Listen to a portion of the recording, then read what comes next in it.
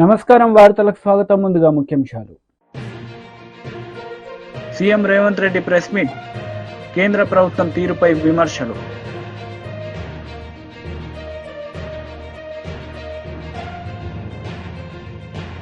మాజీ మంత్రి KTR press meet, ప్రధాని మోడీపై విమర్శలు.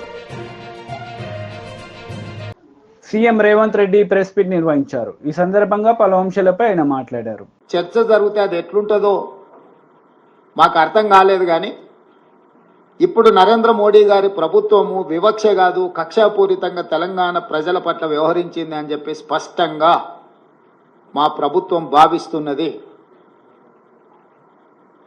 ఏపీ పునర్విభజన చట్టంలో భాగంగా ఆంధ్రప్రదేశ్కు రాజధాని నిర్మించడానికి, ఆంధ్రప్రదేశ్కు పోలవరం నిర్మించడానికి, ఆంధ్రప్రదేశ్లో వెనుకబడిన జిల్లాలకు నిధులను కేటాయించడానికి, ఎన్ని రకాలుగా ఆంధ్రప్రదేశ్కు నిధులను కేటాయించాలనో అన్నిటికీ ఆంధ్రప్రదేశ్ పునర్విభజన చట్టాన్ని ప్రస్తావిస్తూ ఆ నిధులు కేటాయించడానికి ఒక అవకాశంగా తీసుకున్నారు.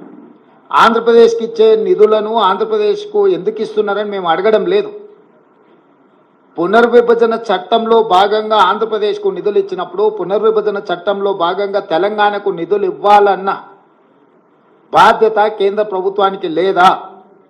అదే ఆంధ్రప్రదేశ్ పునర్విభజన చట్టంలో బయ్యారం ఉక్కు కర్మాగారం ఉంది, కాజీపేట రైల్వే కోచ్ ఫ్యాక్టరీ ఉంది, సాగునీటి ప్రాజెక్టులలో పాలమూరు రంగారెడ్డి ఎత్తిపోతలకు కేంద్ర ప్రభుత్వం పోలవరంకి ఏ విధంగా నిర్మాణానికి సహాయం అందిస్తున్నారో ఆ విధంగా నిధులను కేటాయించాలన్న ఆలోచన. కానీ అదేవిధంగా గిరిజన యూనివర్సిటీ 10 సంవత్సరాల తర్వాత ఇప్పుడు మొదలైన ములుగులో దాన్ని నిధుల విషయంలో కానీ, అదేవిధంగా మేము స్పష్టంగా ప్రధానమంత్రి గారిని కలిసి మీకు నమోమి గంగే ప్రాజెక్టు లాగానో సబర్మతి రివర్ ఫ్రంట్ లాగానో మీ గుజరాత్కు మీ ప్రాంతాలకు ఏ విధంగా అయితే మీరు నిధులను కేటాయించుకున్నారో ఆ విధంగా మూసీ రివర్ డెవలప్మెంట్ ఫ్రంట్కు నిధులు కేటాయించమని చెప్పి మేము అడగడం జరిగింది. విశ్వనగరంగా విస్తరిస్తున్న 5 ట్రిలియన్ ఎకానమీ అని పదే పదే చెప్పే నరేంద్ర మోడీ గారు మీ ఆలోచన ఈ దేశం 5 ట్రిలియన్ ఎకానమీకి చేర్చుకోవాలంటే భారతదేశంలో 5 మహానగరాలలో హైదరాబాద్ నగరం ఒకటి.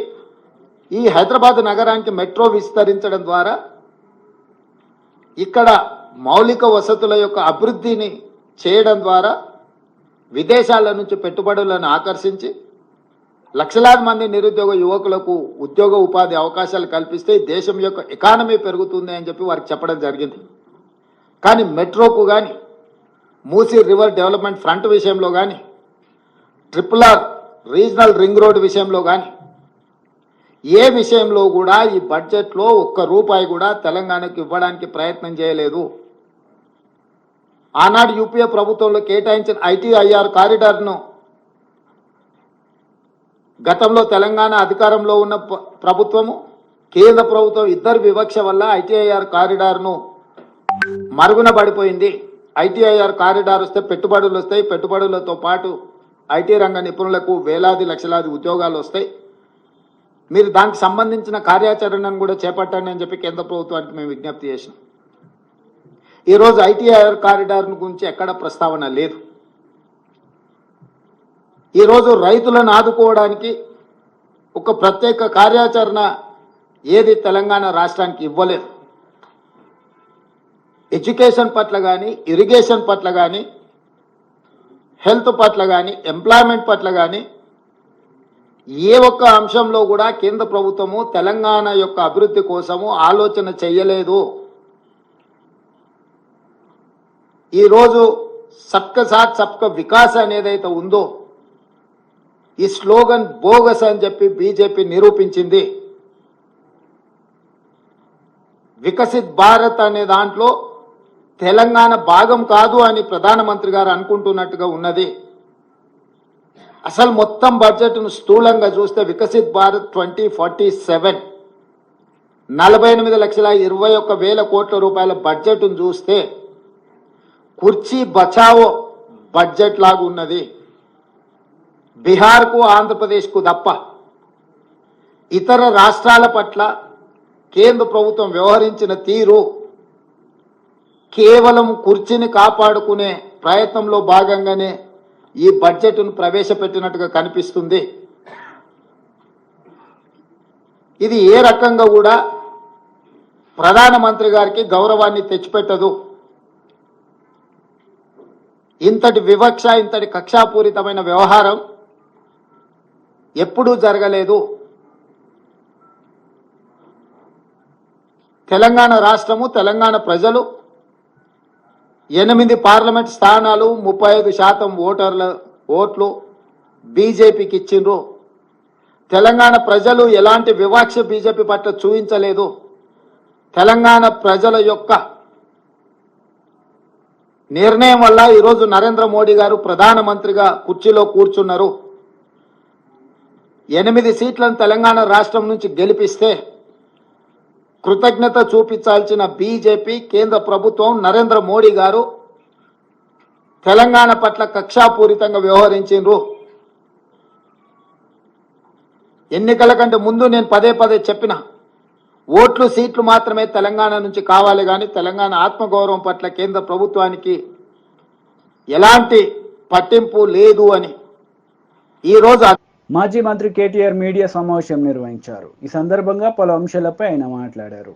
ఇవాళ రికార్డు 7వ బడ్జెట్ ప్రవేశపెడుతున్న సందర్భంగా తెలుగువారి కోడలు కాబట్టి ముఖ్యంగా మన రాష్ట్రంతో కూడా పరిచయము, సంబంధము, వారికి ఇక్కడే స్థిర నివాసం కూడా ఉంది కాబట్టి ఈ బడ్జెట్లోనైనా మనకు న్యాయం చేస్తారేమో, ఈ బడ్జెట్లోనైనా తెలంగాణ పారిశ్రామిక రంగానికి, తెలంగాణలోని పేదలకు, తెలంగాణలోని ఇన్ఫ్రాస్ట్రక్చర్కి పెద్దపీట వేస్తారేమని చెప్పి మేము ఆశించినాం. కానీ దురదృష్టం, ఇవాళ 48,21,000 కోట్లతో బడ్జెట్ పెట్టినప్పటికీ అందులో పెద్ద ఎత్తున కొన్ని రాష్ట్రాలకు పెద్దపీట వేసినప్పటికీ తెలంగాణ ప్రస్తావన మాత్రం లేకపోవడం అనేది నిజంగా కూడా బాధాకరం, శోచనీయం. తెలంగాణలో 4 బీజేపీ ఎంపీలు గతంలో ఉంటే ఇవాళ తెలంగాణ ప్రజలు ఆ సంఖ్యను రెట్టింపు చేసినారు, 8 మందిని గెలిపించారు. అయినప్పటికీ 8 రూపాయలు కూడా కేంద్ర ప్రభుత్వం ఈ బడ్జెట్లో ఇవ్వకపోవడం అనేది నిజంగా బాధాకరం, తీవ్రంగా కూడా తెలంగాణ ప్రజలందరినీ కూడా విస్మయపరిచిన అంశం. బడ్జెట్ చూస్తూ ఉంటే ఇప్పటిదాకా నేను కామెంటరీ కూడా వింటా ఉన్నాను. ఇది కేంద్ర బడ్జెటా లేకపోతే బీహారు, ఆంధ్రప్రదేశ్కు సంబంధించిన బడ్జెటా అనే విధంగా ఇవాళ చాలామంది మాట్లాడుతూ ఉన్నారు. మాకేమీ ఆంధ్రప్రదేశ్కి ఇచ్చినందుకు బాధ లేదు. సాటి తెలుగు రాష్ట్రం, తప్పకుండా వారు బాగుండాలి, మంచిగా ఉండాలని కోరుకుంటోళ్ళం తప్ప వారికి నష్టం జరిగితే మేము కూడా బాధపడతాం. కానీ ఆంధ్రతో పాటు ఆంధ్రాకి ఇచ్చినట్టుగానే మీరు ఆంధ్రప్రదేశ్ పేరు చెప్పిన ప్రతిసారి ఏమన్నారు కేంద్ర మంత్రి గారు? ఆంధ్రప్రదేశ్ పునర్విభజన చట్టం అని మాట్లాడింది. కానీ ఆంధ్రప్రదేశ్ పునర్విభజన అంటేనే 2 రాష్ట్రాలకు సంబంధించిన ప్రయోజనాలు ఆ చట్టంలో ఉన్నాయి. కానీ మొత్తం స్పీచ్ కాపీలో ఎక్కడ కూడా కనీసం తెలంగాణ అన్న పదం కూడా మంత్రి గారు మాట్లాడకపోవడం బాధాకరం. సరే, ఆంధ్రప్రదేశ్కి బ్రహ్మాండంగా డబ్బులు ఇచ్చారు. అమరావతికి 15,000 కోట్లు, తర్వాత భవిష్యత్తులో ఇంకా అవసరంగా అయితే ఎక్కువ డబ్బులు ఇస్తామన్నారు. అదేవిధంగా పోలవరం నిర్మాణానికి సంపూర్ణ సాయం చేస్తామన్నారు. అదే మాదిరిగా ఆంధ్రప్రదేశ్లో మరి పారిశ్రామిక అభివృద్ధికి ప్రత్యేక సహకారం ఇస్తామన్నారు. వైజాగ్, చెన్నై ఇండస్ట్రియల్ కారిడార్స్ పెడతామన్నారు. అదేవిధంగా కొప్పర్తి, ఓర్వకల్లు ఇండస్ట్రియల్ జోన్స్కి అక్కడ ఎలక్ట్రిసిటీ, వాటరు, రోడ్స్, హైవేలకు ప్రత్యేక నిధులు అన్నారు. వైజాగ్ చెన్నై కారిడార్ కూడా డబ్బులు. అదేవిధంగా బెంగళూరు కూడా, హైదరాబాద్ బెంగళూరు కారిడార్ కూడా డబ్బులు ఇస్తున్నామన్నారు. అదేవిధంగా ఆంధ్రప్రదేశ్లోని వెనుకబడ్డ ప్రాంతాలకు ప్రత్యేక ప్యాకేజీ అన్నారు. రాయలసీమ, ప్రకాశం, ఉత్తరాంధ్ర జిల్లాలకు ప్రత్యేక ప్యాకేజీ అన్నారు. మాకు ఆంధ్రప్రదేశ్కి ఇచ్చిన దాని మీద దుగ్ధ లేదు, బాధ లేదు, అసూయ లేదు. తెలుగు రాష్ట్రం, పక్క తెలుగు రాష్ట్రం బాగుపడితే సంతోషించటోళ్ళమే, తప్పకుండా స్వాగతిస్తాం ఆంధ్రప్రదేశ్కి ఇచ్చిందని. కానీ కేవలం ఆంధ్రప్రదేశ్కు, బీహార్కు రెండింటికే ఇస్తూ మిగతా 26 రాష్ట్రాలను మరి చిన్నచూపు చూడడం అనేది నిజంగా బాధాకరం. ఆంధ్రప్రదేశ్ పునర్విభజన చట్టమని మీరే మాట అయితే చెప్పారు. ఆంధ్రప్రదేశ్ పునర్విభజన చట్టంలోనే 2 తెలుగు రాష్ట్రాల ఏర్పాటు కూడా ఉన్నది. తెలంగాణ ఉన్నది, ఆంధ్రప్రదేశ్ ఉన్నది. కానీ ఎప్పట్లాగానే మనకు 9.5-10 సంవత్సరాలుగా ఎప్పట్లాగానే ఇచ్చినట్టు ఈసారి కూడా గుండు సున్నానే ఇచ్చింది కేంద్ర ప్రభుత్వం. మరి మీరు ఒక్క నిమిషం ఆలోచిస్తే మనకు ఆంధ్రప్రదేశ్ పునర్విభజన చట్టంలో కూడా 35 వివిధ హామీలు మరి మనకు కేంద్ర ప్రభుత్వం ఆనాడు 2014లో ఇచ్చింది. అందులో చాలా అంశాలు గతంలో కేసీఆర్ గారు ముఖ్యమంత్రిగా ఉన్నప్పుడు గత 10 ఏళ్లు ఒకసారి కాదు పలుమార్లు పోయి బతిమలాడినాము, పలుమార్లు పోయి అభ్యర్థించాము. ఇచ్చిన మాట నిలబెట్టుకోండి అని చెప్పి కూడా కోరినాం. ములుగులో గిరిజన యూనివర్సిటీ కేటాయించాలి మనకు పునర్వ్యవస్థీకరణ చట్టం ప్రకారం. కానీ పేరుకేదో యూనివర్సిటీ ఇచ్చినట్టు గతంలో ప్రకటించారు తప్ప ఇప్పటి వరకు డబ్బులు కేటాయించలేదు. బయ్యారంలో ఉక్కు కర్మాగారం పెడతాము steel authority of India limited ద్వారా అన్నారు. ఇప్పటి వరకు దానికి మోక్షం లభించలేదు. ఈ బడ్జెట్లో కూడా దక్కింది గుండు సున్నా. కాజీపేటలో రైల్ కోచ్ ఫ్యాక్టరీ అన్నారు, అది కూడా హులెక్కైంది. అది కూడా ఇవాళ రైల్ కోచ్ ఫ్యాక్టరీ పోయి ఒక వ్యాగన్ రిపేర్ షాప్ పెడతామని చెప్పడం బాధాకరం. 9 ఏళ్లుగా ఆనాడు కేసీఆర్ గారు ప్రధానమంత్రి గారిని కేంద్ర మంత్రులను పలుమార్లు కలిసి మా రాష్ట్రానికి కొత్త విద్యా సంస్థలు ఇవ్వండి, ఐఐఎం ఇవ్వండి, ఇండియన్ ఇన్స్టిట్యూట్ ఆఫ్ మేనేజ్మెంట్ ఇవ్వండి. టీడీపీ లీడర్ మీడియా సమావేశం నిర్వహించారు. ఈ సందర్భంగా పలు అంశాలపై ఆయన మాట్లాడారు.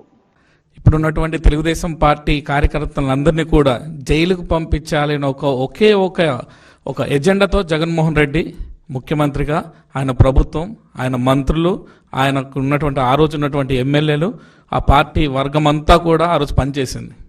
కానీ ఈరోజు మనం చూసాం ప్రజలు ఎటువంటి ఒక తీర్పునిచ్చారు. ఈరోజు నిజమైనటువంటి ఈరోజు చెప్తున్నాం తెలుగుదేశం పార్టీ కార్యకర్తలందరూ కూడా రాజారెడ్డి రాజ్యాంగానికి ముగింపు పలికింది. అసలైన బిఆర్ అంబేద్కర్ ఇచ్చినటువంటి రాజ్యాంగాన్ని ఈరోజు అమల్లోకి వచ్చింది. ఇదే దృష్టితో మన గౌరవ ముఖ్యమంత్రి గారు శ్రీ నారా చంద్రబాబు నాయుడు గారు కూడా ఒకటే అంటున్నారు. మంత్రులైనా, ఇందాక మేడం గారు చెప్పినట్టు, మంత్రులైనా లేకపోతే ఎమ్మెల్యేలైనా లేకపోతే కార్యకర్తలైనా పార్టీలో అందరూ సమానమే. గత 5 సంవత్సరాలే కాదు, పార్టీ పెట్టిన నుంచి కూడా పార్టీకి వెన్నెముకగా ఉన్నటువంటి కార్యకర్తలందరూ ఒక కష్టాలు, వాళ్ళకు అవసరాలు, వాళ్ళకు గ్రీవెన్స్ని తీసుకోవడానికి అన్ని డిపార్ట్మెంట్స్, అన్ని మంత్రులు, అందరు ఎమ్మెల్యేలు కూడా పార్టీ ఆఫీస్లో ఉండి ప్రజలందరికీ, ముఖ్యంగా కార్యకర్తలందరికీ కూడా అందుబాటు ఉండి ఇచ్చిన ఒక కార్యక్రమం చంద్రబాబు నాయుడు గారే స్వయంగా ఆయనే వచ్చి పార్టీ ఆఫీస్లో ఉండి కార్యక్రమాలు చేస్తూ గ్రీవెన్స్ తీసుకున్న సందర్భం మనందరికీ తెలిసింది. ఆ సందర్భంగా ఈరోజు మన మంత్రి గారు సంజయ్ రాణి గారు ఈరోజు ఆ డిపార్ట్మెంట్స్లో ఏదైతే women welfare and child welfare ఉందో అదితో పాటు ట్రైబల్ వెల్ఫేర్ ఈ సమస్యలన్నీ కూడా తీసుకోవడం జరిగింది. అయితే సమస్యలు కొన్ని వేలలో లక్షల్లో వస్తున్నాయి. గత 5 సంవత్సరాల్లో కనీసం ఒక్క సమస్య కూడా పరిష్కారం లేకుండా ఈరోజు మన రాష్ట్రం అంతా కూడా వెనుకబడినటువంటి పరిస్థితి. మేము గిరిజన ప్రాంతాల్లో చూస్తే ఎక్కడ కనీసం ఒక అడుగు రోడ్డు వేసినటువంటి పరిస్థితి లేదు. ఒక గ్రామానికి నీళ్ళు ఇచ్చినటువంటి పరిస్థితి లేదు. మొన్న మేడం గారి నియోజకవర్గంలో సుమారుగా 31 గ్రామాలకి నీళ్ళు ఇస్తే గిరిజన గ్రామాలకి వాళ్ళ ఆనందంకి అవధులు లేవు. ఆకాశం దానిటువంటి ఆనందం ఆ సాలూరు నియోజకవర్గ ప్రజలు మనం చూసాం. కేవలం ఒక 31 గ్రామాలకి నీళ్ళు ఇచ్చినటువంటి సందర్భంలో దీన్ని బట్టి మనకు అర్థమవుతుంది ఏ విధంగా జగన్మోహన్ రెడ్డి వల్ల, వాళ్ళ ఎమ్మెల్యేల వల్ల, వాళ్ళ మంత్రుల వల్ల మన రాష్ట్రం ఎంత వెనకబడిపోయిందో, ప్రజలు ఎంత ఇబ్బంది పడుతున్నారో దీనికి ఒక ఉదాహరణ అది. అలాంటి సమస్యలన్నిటి కూడా పరిష్కారం చేయాలి, ప్రజలందరికీ న్యాయం చేయాలి. ముఖ్యంగా తెలుగుదేశం పార్టీ కార్యకర్తలుగా ఉన్న మనందరికీ కూడా ఏ ఇబ్బంది లేకుండా గత కాలంలో గత 5 సంవత్సరాల్లో మీ మీద పెట్టినటువంటి అక్రమ కేసులు ఏవైనా బీజేపీ లీడర్ మీడియా సమావేశం నిర్వహించారు. ఈ సందర్భంగా పలు అంశాలపై ఆయన మాట్లాడారు. ఇక పోతే మధ్యతరగతి ప్రజానికానికి కూడా ఊరట కలిగించేటువంటి విధంగా ఇన్కమ్ ట్యాక్స్లో కొంత సరళతరం చేసి, స్లాబ్లలో కొంత మార్పులు చేసి, స్టాండర్డ్ డిడక్షన్స్ని 75,000 వరకు పెంచటం, ఆ రకంగా మధ్యతరగతి ప్రజానికానికి ఊరట కలిగించినటువంటి బడ్జెట్గా దీన్ని నేను అభివర్ణిస్తున్నా. ఇక పోతే మధ్యతరగతి పరిశ్రమలు, ఎంఎస్ఎంఈల విషయంలో కూడా ప్రత్యేక దృష్టి కేంద్ర ప్రభుత్వం సారించటం, ఆ రకంగా ప్రోత్సాహకాలని ప్రకటించటం, దాని కొరకు కావాల్సినటువంటి అన్ని రకాల సౌకర్యాల కొరకు మరి ముందుకు వస్తున్నామని చెప్పి పేర్కొనటం కూడా హర్షించదగ్గ విషయం అని చెప్పని నేను పేర్కొంటా ఉన్నా. ఇక పోతే ముద్రా రుణాల యొక్క పరిమితిని కూడా 20 లక్షల వరకు పెంచటం ఇది స్వయం ఉపాధికి పెద్దపీట వేసేటువంటి ఒక నిర్ణయంగా పేర్కొనవచ్చు. దీంతోపాటు 1 కోటి మంది నిరుద్యోగులకి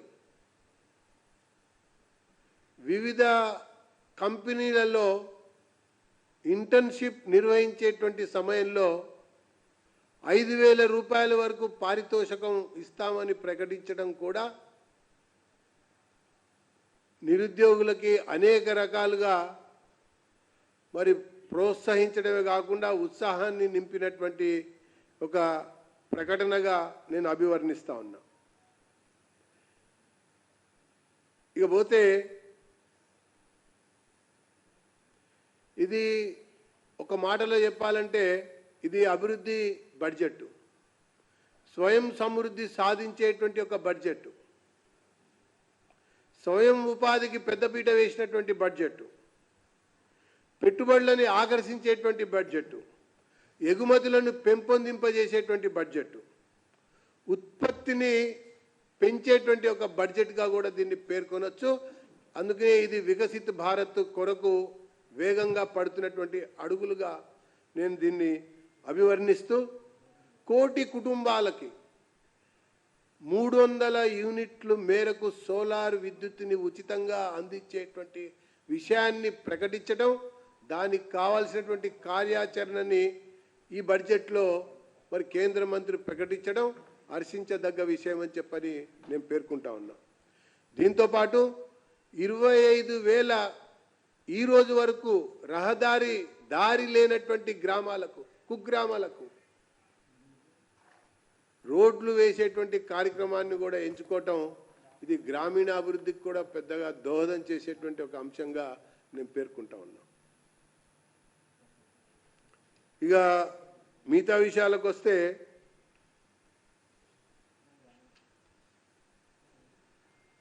చాలా విషయాల్లో ప్రత్యేకంగా ఈ బడ్జెట్లో అనేక అంశాలను కూడా ప్రస్తావించడం జరిగింది. ఇది ఆచరణాత్మకమైనటువంటి బడ్జెట్ అని చెప్పని నేను తెలియజేస్తా ఉన్నా. ఎందుకంటే ఇది నిర్మలా సీతారామన్ గారు ఇది 7వసారి ప్రతిపాదిస్తున్నటువంటి బడ్జెట్. గత బడ్జెట్ కేటాయింపులు, ఖర్చులు ఈ 10 సంవత్సరాల కాలంలో చూసినట్టయితే ఆచరణాత్మకంగా ఉన్నాయి అన్నటువంటిది బీజేపీ లీడర్ మీడియా సమావేశం నిర్వహించారు. ఈ సందర్భంగా పలు అంశాలపై ఆయన మాట్లాడారు. 8 జిల్లాలలో 270 హాస్టల్స్ ఉన్నాయి. 270 హాస్టళ్లలో కూడా మా యొక్క కార్యవర్గ అందరూ కూడా ప్రతి హాస్టల్ని విజిట్ చేయడం జరిగింది.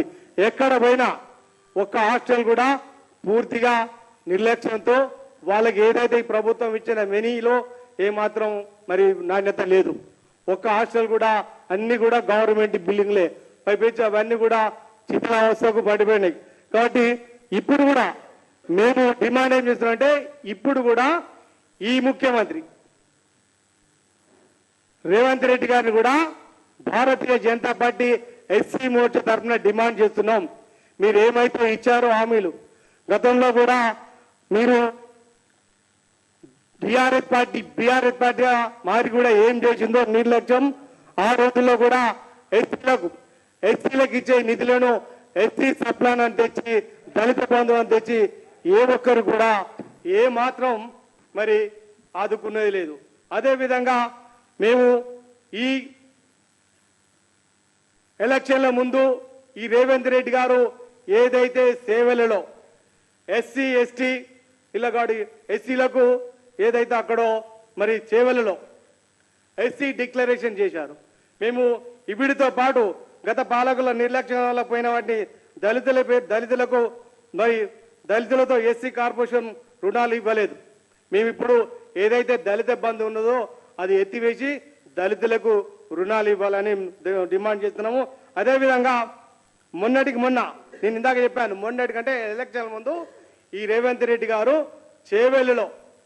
చేవెళ్ళలో డిక్లరేషన్ చేసిండు ఎస్సీలకు డిక్లరేషన్ ఏమని చేశాడంటే ఎస్సీలో ఉన్న వాళ్ళందరికీ ఏదైతే ఎస్సీలో ముఖ్యమైన వాళ్ళు మొదటిది ఎస్సీలకు 3 చైర్మన్లు ఇస్తానని వాగ్దానాలు చేశాడు.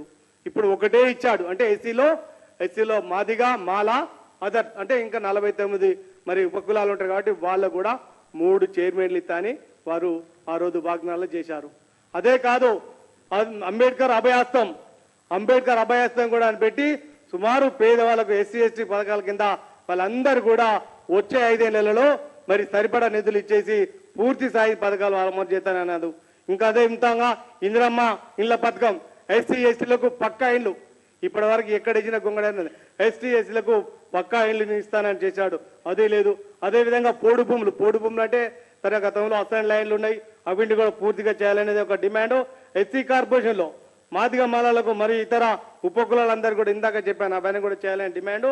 మేము ఒక్కటే చెప్తున్నాం, గతం మాదిరిగా ఏదైతే బీఆర్ఎస్ పార్టీగా మారి గతంలో ఎస్సీ ఎస్టీ ఓట్లు దండుకొని ఏదైతే నిర్లక్ష్యం వహించారో ఇప్పుడు కూడా అదే పార్టీలో ఈ కాంగ్రెస్ ప్రభుత్వము ఈ రేవంత్ రెడ్డి గారు కూడా అదే చేస్తున్నారు. ఈ రోజు మేము పూర్తిగా ఏం డిమాండ్ చేస్తున్నాం అంటే మీరైతే ఏదైతే ముఖ్యంగా 3 కార్పొరేషన్లు డిక్లేర్ చేస్తానో ఒకటి చేసాం. అందులో ఒక్కొక్క కార్పొరేషన్ కు 750 కోట్లు ఇస్తాను. 750 కోట్లు అంటే ఇప్పుడు 3 అంటే 3 ఏళ్ళ 21 ఏమంటే 22,000 కోట్లు ఈ బడ్జెట్ లో ఎంత పెడతారు, ఏ మేరకు పెడతారు అనేది దళితుల పైన మీకు ఎలాంటి ప్రేమ ఉన్నా అనేది అర్థమవుతుంది. ఏమాత్రం నిర్లక్ష్యం చేసినా, ఏమాత్రం అలసట చేసినా భారతీయ జనతా పార్టీ. వార్తలు ముగించే ముందు ముఖ్యాంశాలు మరోసారి. CM Revanth Reddy press meet, కేంద్ర ప్రభుత్వం తీరుపై విమర్శలు.